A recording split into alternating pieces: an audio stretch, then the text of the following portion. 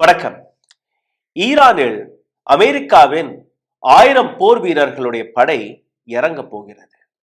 ஈரான்ல இருக்கக்கூடிய நியூக்ளியர் பேசஸ்கள் மீது ஒரு மிக பெரிய ஸ்ட்ராட்டஜிக்கான தாக்குதலை நடத்த போகிறது அமெரிக்கா. இதை பற்றின ஒரு டீடைல்டான ரிப்போர்ட் நேற்று வெளியானது.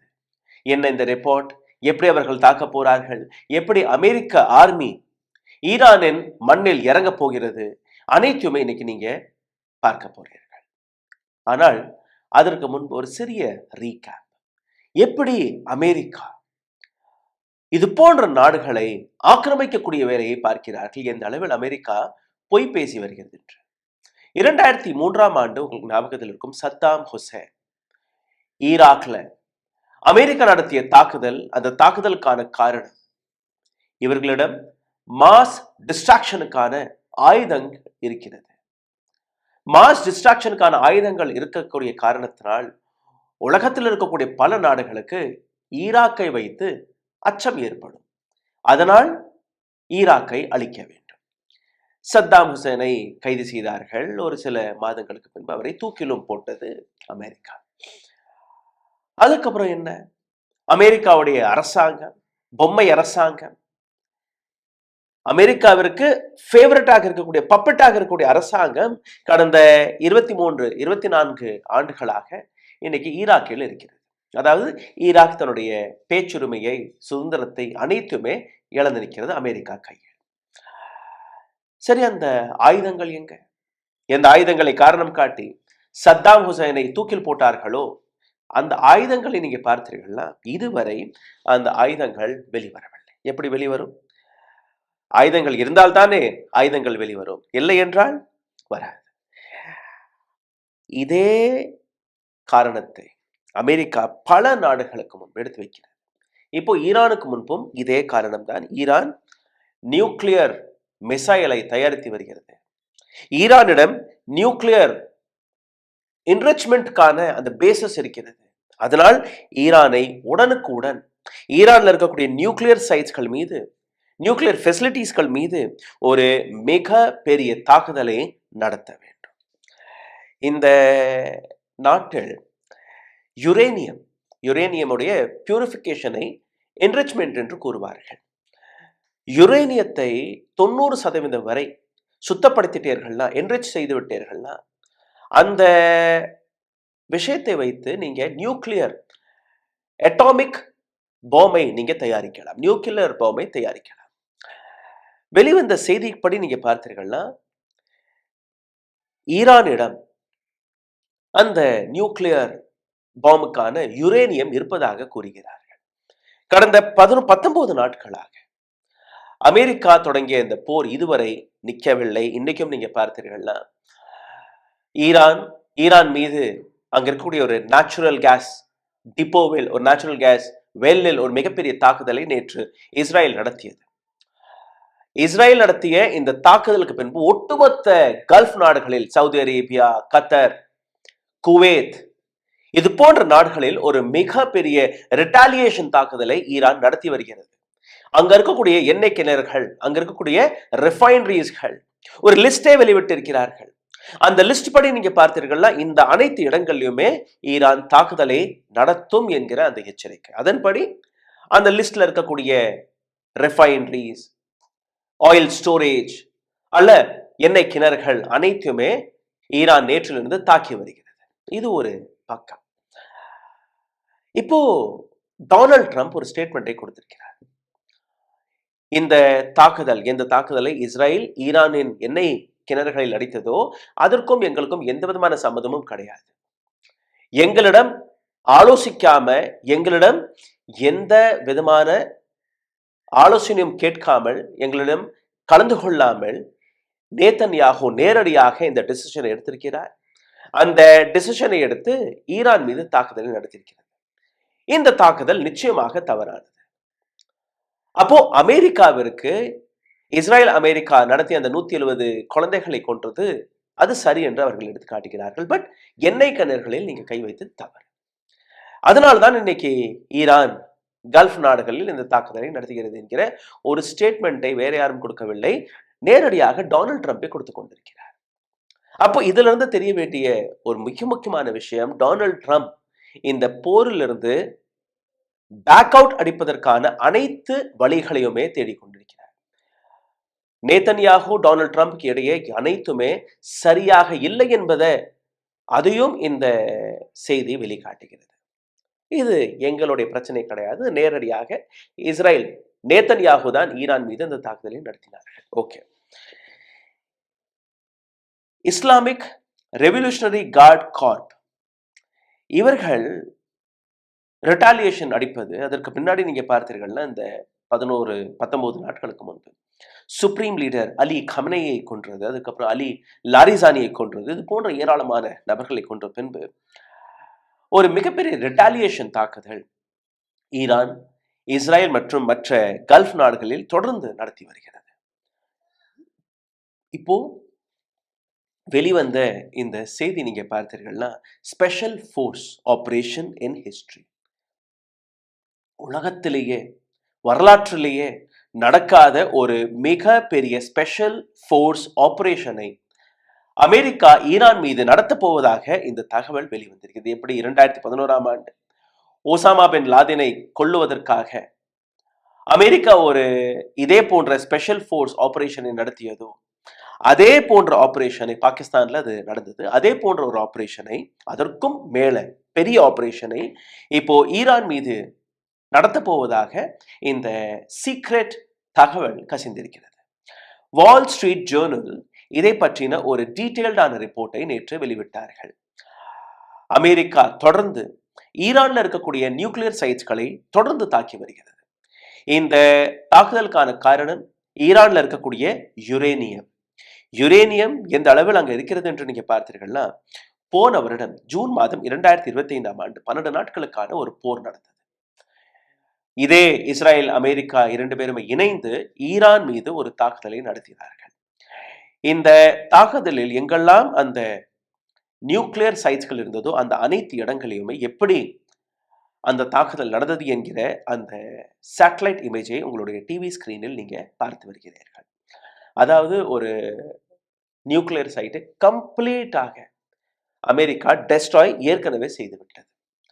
இப்போ அங்க இருக்கக்கூடிய என்ரிச்ட் யுரேனியமை அமெரிக்கா திருடுவதற்காக, அமெரிக்கா தன் கைவசப்படுத்துவதற்காக இப்போ அடுத்த ஸ்பெஷல் ஃபோர்ஸ் ஆபரேஷனை தொடங்க போவதாக இந்த செய்தி. ஜூன் மாதம் 2025ஆம் ஆண்டு இன்னொரு ரிப்போர்ட் வெளிவந்தது. அந்த ரிப்போர்ட் படி நீங்க பார்த்தீர்கள்னா, ஈரான் கையில் அந்த தாக்குதல் நடந்த போது, ஜூன் மாதம் 2025ஆம் ஆண்டு நடந்த அந்த தாக்குதலும் போது ஈரானிடம் கைவசம் இருந்த என்ரிச்ட் யுரேனியம் 440 கிலோ, 90% என்ரிச் செய்யப்படவில்லை, 60% என்ரிச்ட் யுரேனியம் இருந்தது. 90% என்ரிச்டாக இருந்தால் நீங்க நியூக்ளியர் பாம்பை தயாரிக்கலாம். இது 60%. இது மட்டுமல்ல, இன்னொரு 30% அவர்கள் அதை பியூரிஃபை செய்து விட்டார்கள்னா, அதை வைத்து கிட்டத்தட்ட ஒரு 10 அட்டாமிக் பாம், நியூக்ளியர் பாம்ஸ்களை ஈரானால் தயாரிக்க முடியும் என்கிற இந்த எக்ஸ்பர்ட் ஒப்பீனியன். அந்த 440 கேஜி யுரேனியத்தை வைத்து 10 நியூக்ளியர் பாம்ஸ்களை ஈரானால் தயாரிக்க முடியும். இது மட்டுமல்ல, 440 கிலோ யுரேனியம், 60% என்ரிச்டான பியூரிஃபை செய்யப்பட்ட யுரேனியம் அது ஒரு பக்கம்.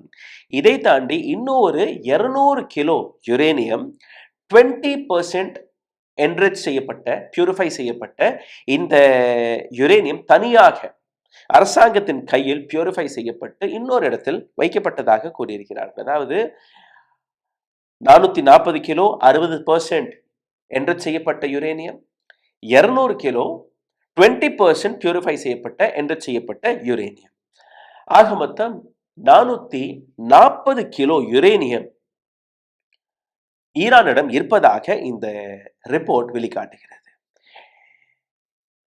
பிப்ரவரி 28ஆம் தேதி திடீர் என்று ஒரு போரை தொடங்கியது இஸ்ரேல் மற்றும் அமெரிக்கா. இன்னைக்கு 19வது நாள், இதுவும் முடிந்து போகும்.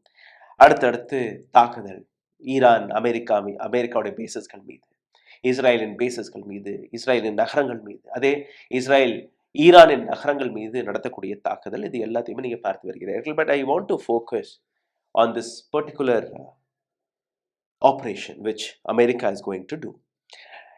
இந்த இடத்தில் நீங்க பார்த்தீர்கள்னா எந்த அளவில் அமெரிக்கா 19 நாட்களாக இஸ்ரேலும் அமெரிக்காவும் தாக்குதல்களை நடத்தி வருகிறார்களோ, இந்த நியூக்ளியர் சைட்களிலும் அந்த தாக்குதல் நடந்திருக்கிறது. ஆனால் எந்த விதமான யுரேனியத்திற்கும் டேமேஜ் ஆகவில்லை. காரணம், இந்த வீடியோவில் உங்களை இன்னும் ஆழமாக குறிச்சொல்லுக்கு முன்பு ஒரு சிறிய கோரிக்கை. உங்களுடைய சேனலை மிகப்பெரிய அளவில் முடக்கக்கூடிய வேலையை பார்த்து வருகிறார்கள். இதிலிருந்து மீட்டெடுப்பதற்காக உங்களுடைய உதவி தேவைப்படுகிறது. நீங்கள் செய்ய வேண்டிய ஒரு சில சாதாரணமான விஷயங்கள். இந்த வீடியோவை பார்த்து கொண்டிருக்கும் போதே ஹாய் ஹலோ வணக்கம், உங்களுடைய கேள்விகள் கருத்துக்களை மறக்காமல் எழுதிவிடுங்கள்.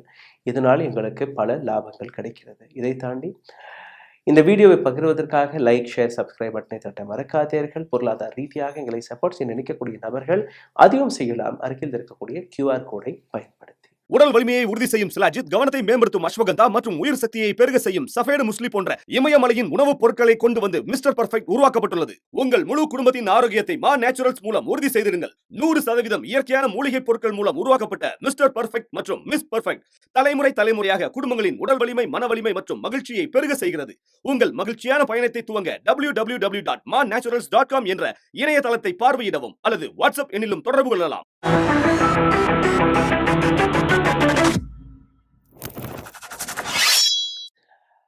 ஈரான் வைத்திருக்கக்கூடிய அந்த அமைப்பு அப்படித்தான் இருக்கு. அந்த கட்டடங்கள் வெளியே உலகத்திற்கு தெரியாத கட்டடங்கள். நான் மறுபடியும் அந்த மேப்பை எடுத்து காட்டுகிறேன். இந்த மேப்ல நீங்க பார்த்தீர்கள்னா டனல், அதாவது பாதாளத்தில் ஒரு குகை போன்ற வடிவத்தில் ஒரு ஹியூஜ் நியூக்ளியர் ஃபெசிலிட்டியை ஈரான் டெவலப் செய்திருக்கிறது. இந்த பக்கம் நீங்க பார்த்தீர்கள் ஒரு சிறிய ஓட்டை மட்டும்தான்.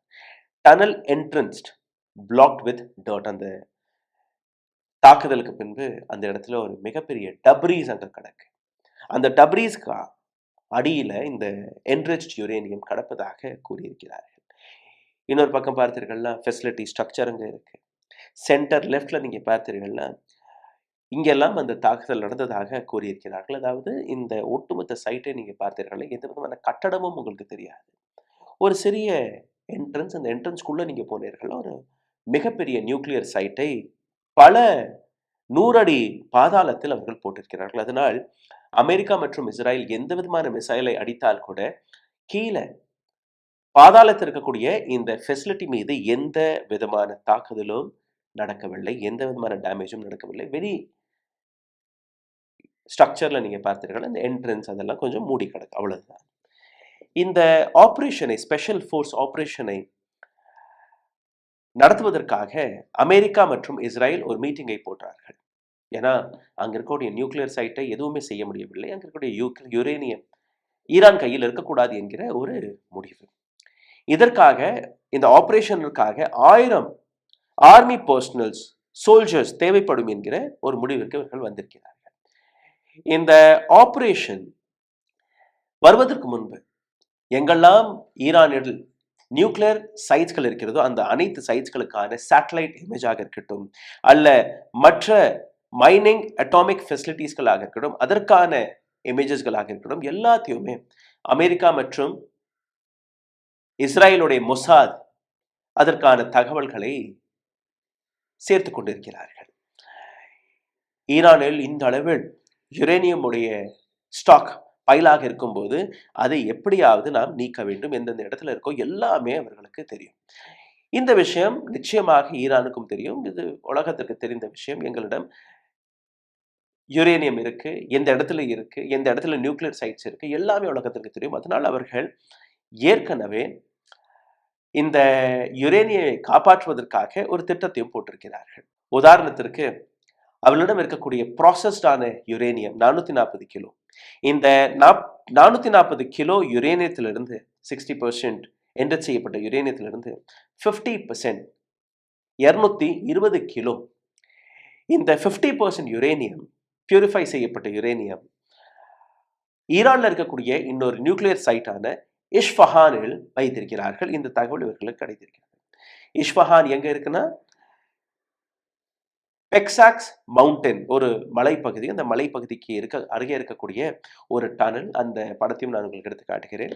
அந்த டனலுக்கு கீழே பாதாளத்தில் இருக்கக்கூடிய இந்த ஃபெசிலிட்டியில் 220 கிலோ யுரேனியத்தை வைத்திருக்கிறார்கள். இப்போ அமெரிக்கா, இஸ்ராயலுடைய பார்வை இந்த யுரேனியத்தை எப்படியாவது அங்கிருந்து கைப்பற்ற வேண்டும், எப்படியாவது அங்கிருந்து எடுக்க வேண்டும். இந்த 440 கிலோ யுரேனியம் ஒரு இடத்துல 220 கிலோ இருந்தா, இன்னும் 2 இடத்தில் யுரேனியத்தை வைத்திருப்பதாக ஒரு தகவலும் கொடுத்திருக்கிறார்கள். ஃபார்டோ என்கிற இன்னொரு நியூக்ளியர் சைட் மற்றும் நட்டான்ஸ் என்கிற இன்னொரு நியூக்ளியர் சைட், இந்த 2 சைட்களிலும் மீதம் இருக்கக்கூடிய யுரேனியம் இருக்கு. அப்போ 3 இடங்களில் நீங்க சேர்த்து பார்த்தீர்களா 440 கிலோ என்ரிச்டான 60% என்ரிச்டான இந்த யுரேனியம் இருக்கிறது. பெக்சாக்ஸ் மவுண்டன் இஸ்ஃபஹானுக்கு அருகே இருக்கக்கூடிய ஒரு யுரேனியன் ஸ்டாக் பைல் இருக்கக்கூடிய ஒரு பகுதி. இந்த பகுதியில் நீங்க அந்த படத்தை பார்த்தீர்கள்னா, அந்த நுழைவாய் போயிட்டு வெளியில வர்றதற்கான அந்த இடம் ரொம்பவே ஒரு குறுகிய இடமாக இருப்பதால், இந்த இடத்திற்கு போயிட்டு வருவது மிக கடினமான ஒரு சிச்சுவேஷன். அங்க வந்து ஈஸியா நீங்க அசால்ட்டா 10 நிமிஷத்துல போயிட்டு, அதை அப்படியே மூட்டையெல்லாம் தூக்கிட்டு வரலாம் முடியாது. ரொம்பவே பாதுகாப்பாக இருக்கக்கூடிய அந்த இடம். 2வது நீங்க பார்த்தீர்கள்னா, இந்த யுரேனியத்தை நீங்க ரோடு வழியாக எடுத்துட்டு வர முடியாது. இஸ்ராயல் எந்த அளவில் சப்போர்ட் கொடுத்தால் கூட, அமெரிக்காவிடம் எந்த அளவில் இந்த 1000 சோல்ஜர்ஸ் இருந்தால் கூட, ஈரானிற்கு 4, 5 மிசைல் போடுவதில் பெரிய கஷ்டமெல்லாம் கிடையாது. வந்தோடனே போட்டுருவார்கள். It is impossible. So now இந்த டீம் 1000 படை கொண்ட இந்த டீம், இவர்களுக்கு இருக்கக்கூடிய இந்த டாஸ்க் என்ன?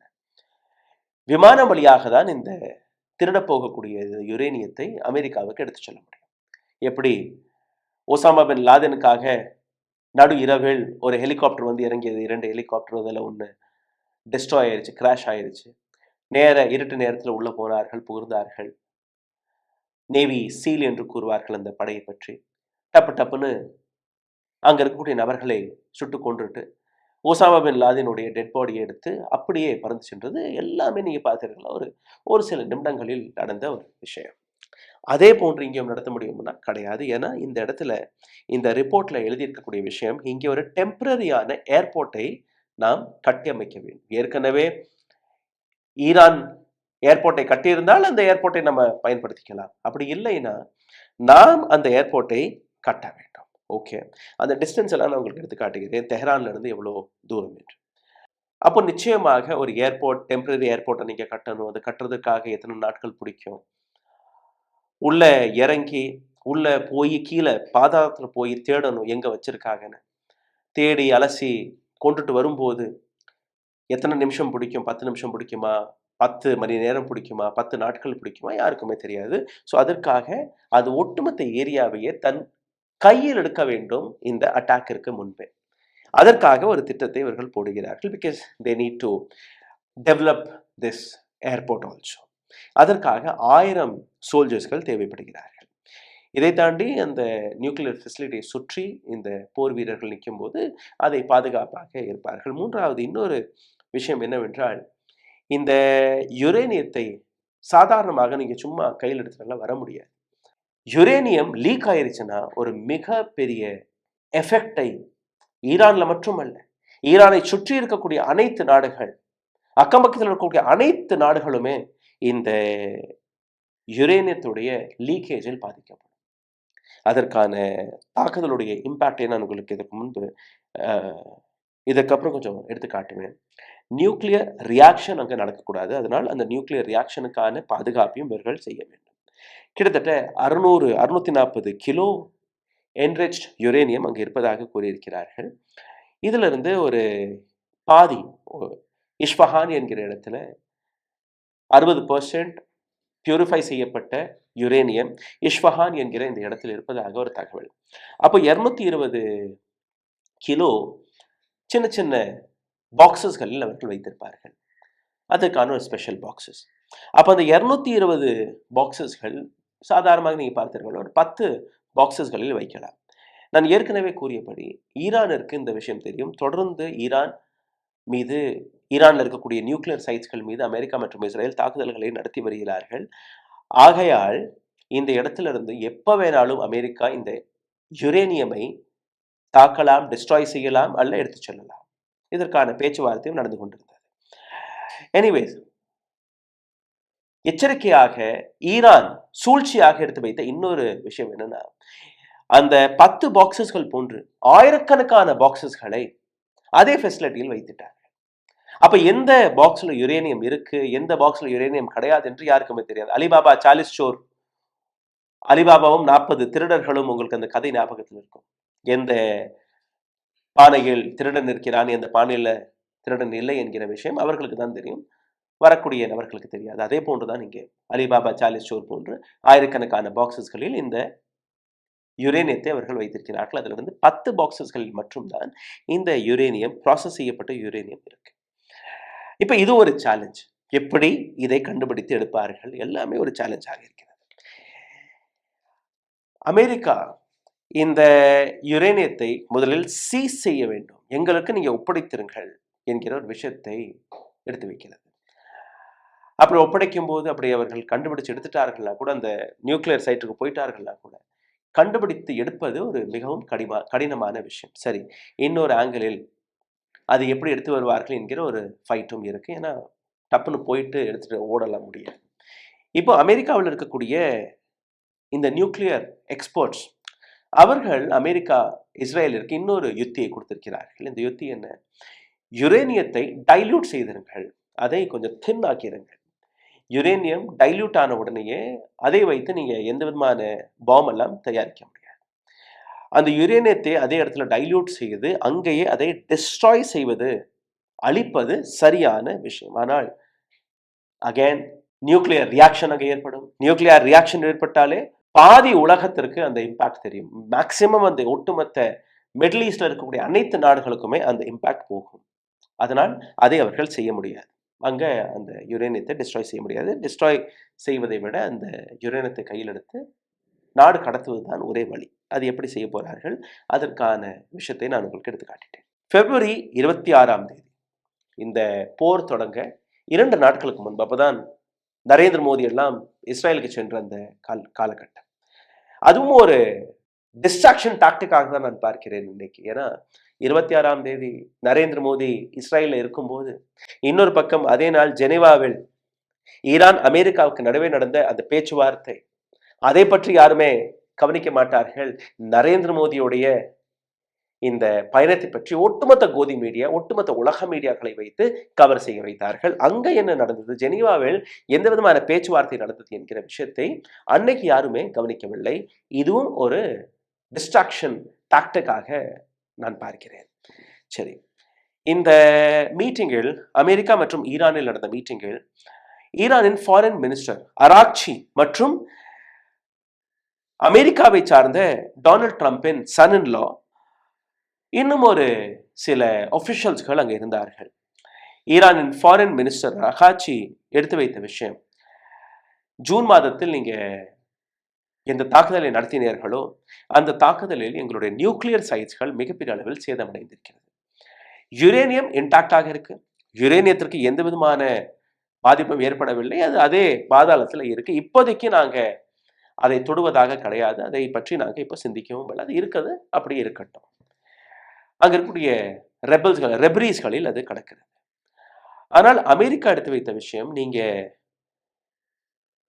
440 கிலோ யுரேனியம், ப்ராசஸ்டான யுரேனியத்தை வைத்திருக்கீங்க, இன்னொரு 200 கிலோ எல்லாத்தையும் பார்த்தீர்கள்னா 640 கிலோ நீங்க வைத்திருக்கிறீர்கள். அதற்கு அராச்சியை கொடுத்த பதில், சார் நாங்க வைத்திருக்கக்கூடிய இந்த யுரேனியத்துடைய குவாலிட்டி வெறும் 60% மட்டும்தான் அந்த ப்ராசஸ் நடந்திருக்கிறது, என்ரிச் நடந்திருக்கிறது.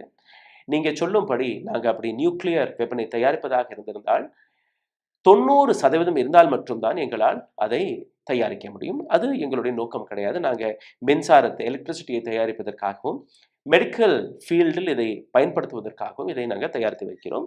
எங்களோட உத்தேசம் நிச்சயமாக நியூக்ளியர் மிசைலை தயாரிப்பது ஒரு துளி கூட கிடையாது. இதை அயத்துல்லா அலி கமினி அவர்களும் எடுத்து வைத்திருந்தார், எங்களுடைய மதத்திற்கு எதிரானது என்று. அதே மீட்டிங்கில் அமெரிக்கா எடுத்து வைத்த இன்னொரு கோரிக்கை, சரி இந்த நியூக்ளியர் என்ரிச்ட் யுரேனியம் எங்களுக்கு வேணும், அதுல வேற எந்த மாற்று கருத்தும் கிடையாது. ஆனால் உங்களிடம் இருக்கக்கூடிய அந்த மிசைல் ப்ரோக்ராமையும் நீங்க தடுத்து, மிசைலும் நீங்க தயாரிக்க கூடாது.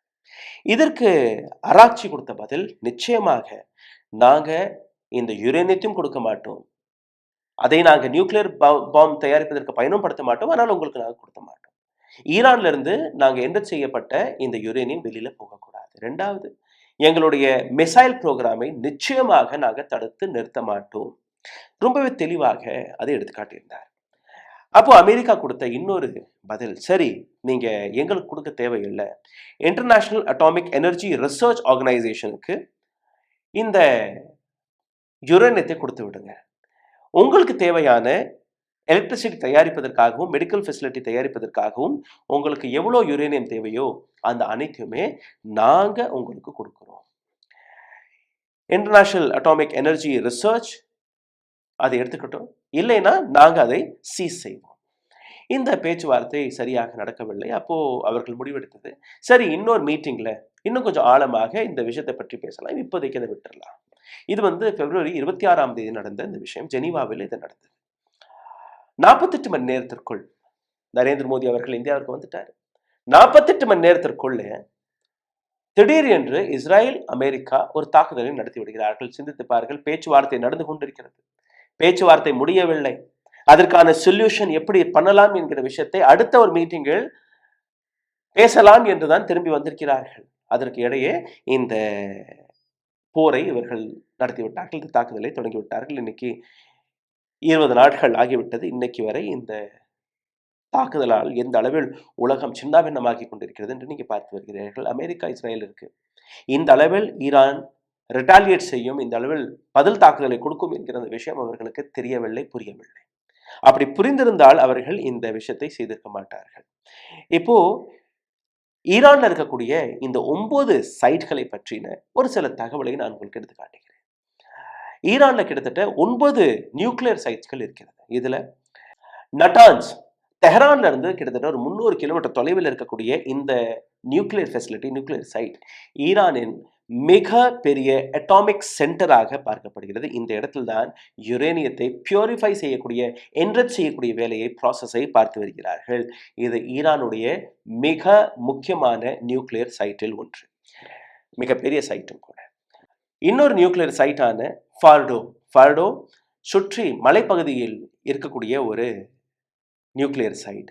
இந்த இடத்தில் இதுவரை ஈரான் மற்றும் அமெரிக்கா எந்த விதமான தாக்குதலும் நடக்கவில்லை. இந்த சைட் அப்படியே இன்டாக்டாக இருக்கிறது. இன்னொரு 3வது சைட் இஸ்ஃபஹான்ல தான் கிட்டத்தட்ட 50% ஈரான்ல இருக்கக்கூடிய ப்ராசஸ்ட் யுரேனியத்திலிருந்து 50%, 220 கிலோ இந்த இடத்தில் இருப்பதாக கூறியிருக்கிறார்கள். இது ஈரானுடைய 2வது மிகப்பெரிய நகரத்திலும் ஒன்று.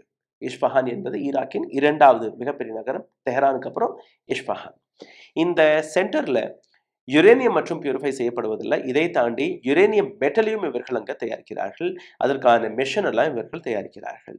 இந்த இடத்தில் தான் கோர் ஆஃப் அட்டாமிக் பாம்ஸ்க்கான அந்த ப்ராசஸ் இங்கே நடப்பதாக ஒரு தகவல்.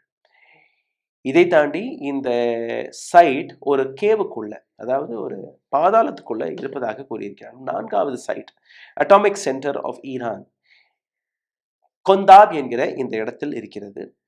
இந்த இடத்தில் ஸ்மால் வாட்டர் ரிசர்ச் சென்டரும் இருக்கிறது. ரியாக்டர் இங்கே இருக்கு. யுரேனியத்திற்கான ஒரு மிக முக்கியமான அங்கம் ரியாக்டர் என்று கூறுவார்கள், அது இந்த இடத்துல இருக்கு. 5வது தெஹ்ரான்ல இருக்கக்கூடிய தெஹ்ரான் ரிசர்ச் சென்டர். இந்த இடத்தில் தான் மெடிக்கல் மற்றும் மற்ற ரிசர்ச் ப்ராசஸ்கள் அங்கு நடப்பதாக கூறியிருக்கிறார்கள். 6வது பெஷஹர். நேற்று கூட இஸ்ரேல் எந்த எண்ணெய் கிணறுகளில் தாக்குதல் நடத்தியதோ அந்த எண்ணெய் கிணறுகளுக்கு அருகே இருக்கக்கூடிய இந்த சைட், இந்த இடத்தில்தான் உலகத்திற்கு தெரிய வந்து எலக்ட்ரிசிட்டி மற்ற விஷயங்களை ரூல்ஸ் படி அவர்கள் அங்கே தயாரிக்கிறார்கள். 7வதாக கரஜ் என்கிற இந்த இடத்தில் ஈரானுடைய அட்டாமிக் சென்டர் இருக்கிறது. இந்த இடத்துல வந்து அக்ரிகல்ச்சர் மற்றும் மெடிக்கலுக்காக பயன்படுத்தும்படி இந்த யுரேனியத்தை அவர்கள் பயன்படுத்துவதாக தகவலை கொடுக்கிறார்கள். 8வதாக ரகாந்த் என்கிற இந்த இடம், ரகாந்தில் இருக்கக்கூடிய யுரேனியம் மைன்ஸ், அதாவது யுரேனியம் இந்த இடத்துல கிடைக்கிறதோ, இது வந்து பெட்ரோல் டீசல் மாதிரி நீங்க மைன் செஞ்சு அதை எடுக்கணும். அப்போ அந்த மைன் எங்க இருக்குன்னா இந்த ரகாண்ட் என்கிற இடத்தில் தான் யுரேனியத்துடைய மைன் இருப்பதாக கூறியிருக்கிறார்கள். இந்த இடத்திலிருந்து 2013ஆம் ஆண்டு ஒரு லோ குவாலிட்டிக்கான ஒரு யுரேனியம் இங்கே கண்டெடுப்பதாக கூறியிருந்தார்கள். அந்த ஃபெசிலிட்டி தான் இது. 9வதாக நீங்க பார்த்தீர்கள்னா பர்ச்சின் என்கிற இந்த இடம். பர்ச்சின்ல ஈரானுடைய மிலிட்டரி பேஸ் இருக்கிறது. இந்த பேஸ்ல தான் ஈரானின் மிசைல் ஃபேக்டரி, மிசைல் எங்க தயாரிக்கிறார்களோ அது இந்த பர்ச்சின் என்கிற நியூக்ளியர் பாம் ஃபெசிலிட்டிக்கு அருகே தான் அதை செய்கிறார்கள். இந்த 9 இடங்களிலிருந்து 3 இடங்கள், மிக முக்கியமாக 3 இடங்களில் இந்த யுரேனியத்தை பதுக்கி வைப்பதாக கூறியிருக்கிறார்கள். அந்த யுரேனியத்தை திருடுவதற்கான பிளானை தான் இன்னைக்கு அமெரிக்கா போட்டுள்ளது. 1000 சோல்ஜர்ஸ்களை இங்க இறக்கிவிட்டு அங்க இருக்கக்கூடிய ஏரியாவை கைப்பற்றி அங்க ஒரு டெம்பரரியான ஏர்ஃபீல்டை தயாரித்து அங்க விமானத்தை இறக்கி உள்ள போய் அங்க இருக்கக்கூடிய இந்த யுரேனியத்தை திருடி அதை அமெரிக்காவிற்கு எடுத்து செல்லக்கூடிய இந்த முடிவை அவர்கள் எடுத்திருக்கிறார்கள். ஒரு நீண்ட வீடியோ, ரொம்ப டீட்டெயில்டான வீடியோ உங்களுக்கு பிடித்திருக்கும் என்று நம்புகிறேன். உங்களுடைய கருத்துக்களை கீழே கமெண்ட் பாக்ஸில் நிச்சயமாக எழுதுங்கள். இது மிகப்பெரிய உதவியாக எங்களுக்கு வருகிறது. ஏன்னா நீங்கள் போடக்கூடிய ஒவ்வொரு கமெண்ட்டும் நாங்கள் படிக்கிறோம். இதில் எப்படி இம்ப்ரூவ் செய்யலாம், இன்னும் எந்தெந்த விஷயங்களை பற்றி நீங்கள் கேட்டு தெரிஞ்சு கொள்ள ஆசைப்படுகிறீர்கள், அதை பற்றி நீங்கள் கீழே எழுதினீர்கள். அடுத்த ஒரு பதிவில் நாங்கள் அதை பற்றி ஒரு ரிசர்ச் செய்து அதற்கான தகவலை உங்களுக்காக நாங்கள் சேகரித்து கொண்டு வருவோம். லைக், ஷேர், சப்ஸ்கிரைப் பட்டனை தட்ட மறக்காதீர்கள். அருகில் இருக்கக்கூடிய QR கோடை ஸ்கேன் செய்து உங்களால் முடிந்த உதவியை நீங்கள் தெரிவிக்கலாம். நன்றி, வணக்கம். ஊடகம் கார்ப்பரேட் அரசியல்வாதிகளின் கைப்பாவையாக, அடிமைகளாக இருந்தது போதும். இனி சாட்டை எடுத்து சுழற்றும் நேரம் வந்துவிட்டது. ஊடகம் பொதுமக்களாகிய உங்களுக்காக, உங்களாலேயே இயக்கப்பட வேண்டும். ஊடக சுதந்திரத்திற்காக உங்களின் பங்களிப்பை இன்றே அளித்திடுங்கள்.